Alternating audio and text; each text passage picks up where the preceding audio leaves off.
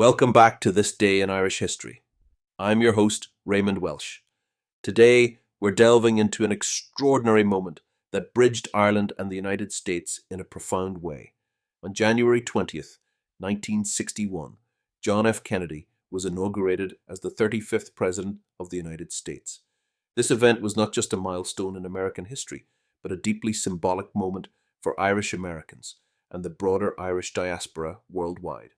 John Fitzgerald Kennedy, known to many simply as Jack, was born on May 29th, 1917, into a prominent Irish Catholic family in Brookline, Massachusetts. His paternal great-grandfather, Patrick Kennedy, had emigrated from Dunganstown, County Wexford, in the 1840s, fleeing the devastation of the Great Famine. Like countless Irish immigrants of the time, Patrick sought a better life in America, laying the foundation for what would become one of the most influential political dynasties in U.S. history. For Irish Catholics in America, JFK's election represented a moment of unparalleled pride and validation. Since the waves of Irish immigration in the 19th century, Irish Catholics had faced considerable prejudice and discrimination.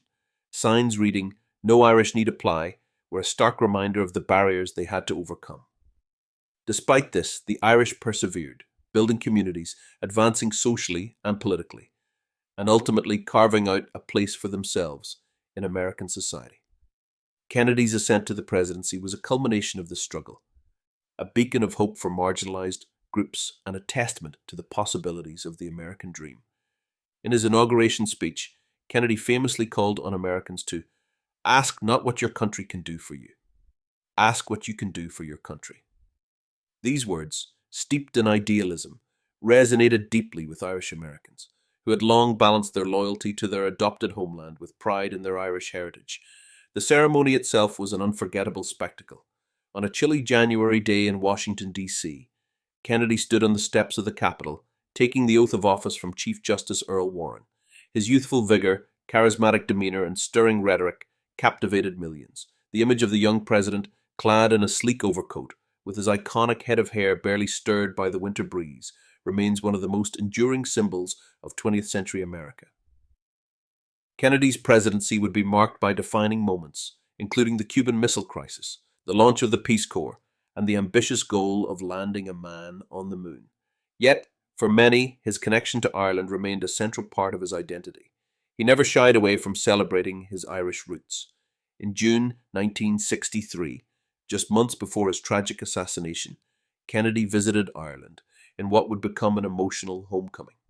During this historic visit, he traced his ancestry, visited the homestead of his great-grandfather, and addressed crowds with the warmth and humor for which he was beloved. His parting words, "This is not the land of my birth, but it is the land for which I hold the greatest affection," captured the hearts of the Irish people. Kennedy's election and presidency had a profound impact on Irish America and beyond. His success inspired a generation of Irish immigrants and their descendants, reminding them that their heritage was something to be celebrated rather than hidden.